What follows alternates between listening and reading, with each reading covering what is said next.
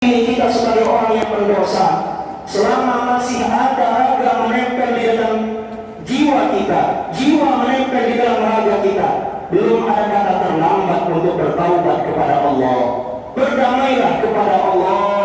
Mudah-mudahan dengan taubat kita, dosa kita diampuni oleh Allah, dan mudah-mudahan aib buruk kita yang telah kita perbuat pada masa lalu ditutupi oleh Allah Subhanahu wa ta'ala. Inilah hikmah yang pertama dari ayat yang sudah kami sampaikan tadi. Kemudian yang kedua, Al-Imam Ibnu Katsir menerangkan kepada kita, ada kalanya Allah Subhanahu wa ta'ala Maha berkuasa menampakkan semua perbuatan kita di hadapan manusia lainnya di dunia. Beliau menukil dan menyampaikan sabda Nabi sallallahu alaihi wasallam yang diriwayatkan dari Sayyidina Abu Sa'id Al-Khudri secara marfu'.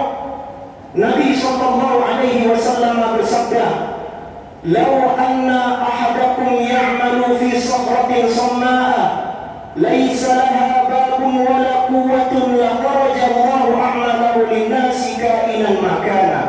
Atau kama qala Nabi sallallahu alaihi wasallam.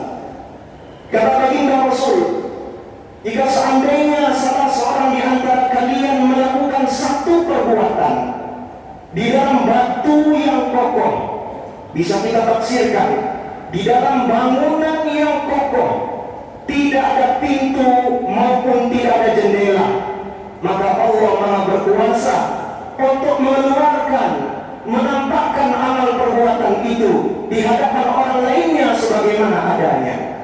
Hadis ini diriwayatkan oleh Imam Ahmad. Apa hikmah dari hadis ini?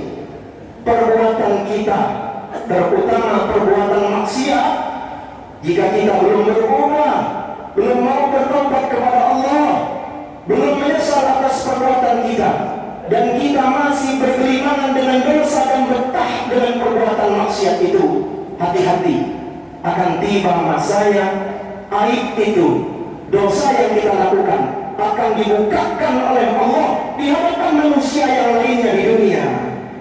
Bayangkan malu kita ketika borok kita, maksiat kita diketahui oleh orang lain. Maka sebelum ini terjadi, kami mengingatkan kepada diri kami sendiri dan kepada seluruh ma'asyiral hadirin, ketika kita pada masa-masa yang lalu berbuat dosa dan maksiat, bertaubat kepada Allah, berdamai dengan Allah, dan menyesal, bertekad tidak akan lagi melakukan maksiat dan dosa yang pernah kita lakukan. Mudah-mudahan aib kita dijaga oleh Allah, perbuatan buruk kita yang pernah kita lakukan di masa lalu ditutupi oleh Allah Subhanahu wa ta'ala. Tapi alhamdulillah, kalau orang itu masih terus-menerus bermaksiat, tunggu saja, akan tiba masanya Allah akan bukakan maksiat itu di hadapan orang yang lain, dan orang itu akan merasakan malu, merasakan kekecewaan yang berat, sebelum nanti di akhirat sudah menunggu azab yang lebih berat dari Allah Subhanahu wa ta'ala. Ma'asyiral hadirin rahimakumullah.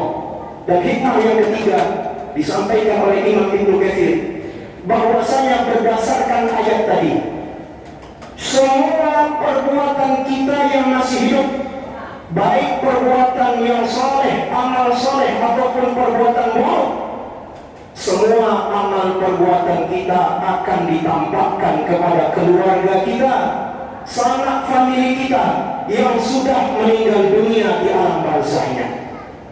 Beliau di dalam kitab tafsirnya menyampaikan sabda Nabi sallallahu alaihi wasallam, diriwayatkan dari Sayyidina Anas radhiyallahu ta'ala anhu. Nabi sallallahu alaihi wasallam bersabda, "Inna a'malakum satu'radu 'ala aqaribikum wa 'ashairikum min al-amwal. Fa in kana khairan istabshiru bihi wa in kana syarran qala Allahumma la tumithum hatta tahdiyahum kama hadaitana."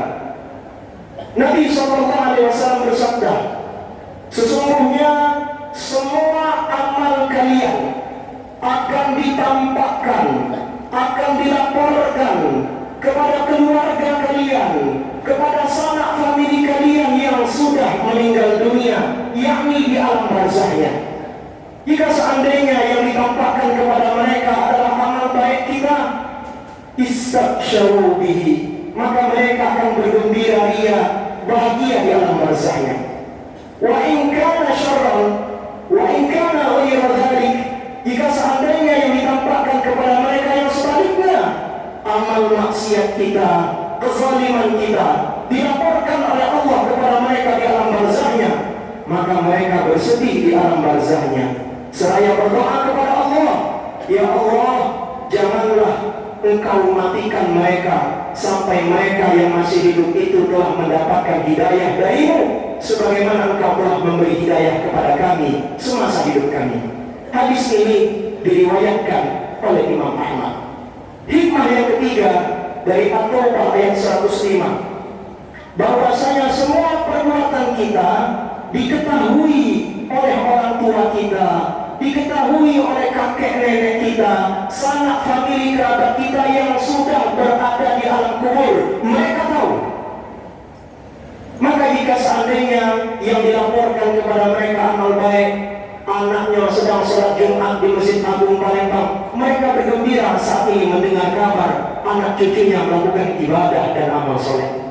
Tapi jika seandainya yang dilaporkan kepada mereka, saat ini anakmu sedang bermaksiat, saat ini anakmu sedang main judi online, saat ini anakmu sedang melakukan perbuatan zalim, maka mereka bersedih di alam barzah mereka. Lalu mereka berdoa kepada Allah di alam barzahnya, ya Allah, berikan hidayah kepada anakku, cucuku, keluargaku yang masih hidup, sebagaimana Engkau telah memberi hidayah kepada kami. Maka jemaah sekalian, jangan sampai ketika orang tua kita, waktu mereka masih hidup, mungkin kita tidak berbakti dengan mereka, bakti kita kurang kepada mereka. Jangan sampai ketika mereka sudah meninggal dunia, kita tambah mengecewakan mereka dan membuat mereka bersedih di alam barzahnya akibat perbuatan maksiat yang kita lakukan terus menerus sampai saat ini. Maka jemaah sekalian, dengan amal soleh Anda, dengan kebaikan yang Anda lakukan, dengan sedekah Jumat yang Anda lakukan, dengan bacaan Al-Quran yang keluar dari mulut Anda, menjadikan orang tua Anda, sanak famili Anda yang sudah meninggal dunia bergembira, bahagia di alam barzahnya. Dan inilah bentuk bakti kita kepada kedua orang tua kita yang sudah meninggal dunia. Apalagi kalau kita tambah dengan mengirimkan pahala kepada mereka, ihda'us salam, mengirimkan pahala sedekah kepada mereka, mengirimkan pahala haji dan umrah kepada mereka, atau mengirimkan pahala bacaan Al-Quran kepada mereka. Tentu mereka sangat berterima kasih, berbahagia di alam barzah, dan mereka bangga memiliki anak keturunan yang masih hidup. Namun mereka yang masih hidup tidak lupa dengan orang tuanya yang sudah meninggal dunia. Hadirin ma'asyiral Jumat rahimakumullah, demikianlah khutbah singkat yang kami sampaikan. Mudah-mudahan kita semua, tidak terkecuali siapapun yang hadir dalam majelis sidang Jumat yang berbahagia ini, mendapatkan petunjuk dari Allah Subhanahu wa Ta'ala, dan kita semua mengisi sisa-sisa umur kita dalam rangka beramal soleh, berkarya dengan karya yang baik, berbakti kepada bangsa dan negara, dan berjuang demi menegakkan agama Allah Subhanahu wa Ta'ala. Sebagaimana kita berkumpul di dunia saat ini, mudah-mudahan kelak di yaumil akhir Allah kumpulkan kembali kita di dalam surga yang tertinggi bersama Nabi Muhammad sallallahu alaihi wasallam. Wal akhiru walhamdulillahi rabbil alamin. A'udzu billahi minasy syaithanir rajim. Bismillahirrahmanirrahim. Wal 'asr. Innal insana lafi khusrin illa alladhina amanu wa 'amilus solihati wa tawassaw bil haqqi wa tawassaw bis sabr. بارك الله لي ولكم في القرآن العظيم ونفعني وإياكم بما فيه من الآيات والذكر الحكيم. أقول قولي هذا فاستغفر الله لي ولكم واستغفروه إنه هو الغفور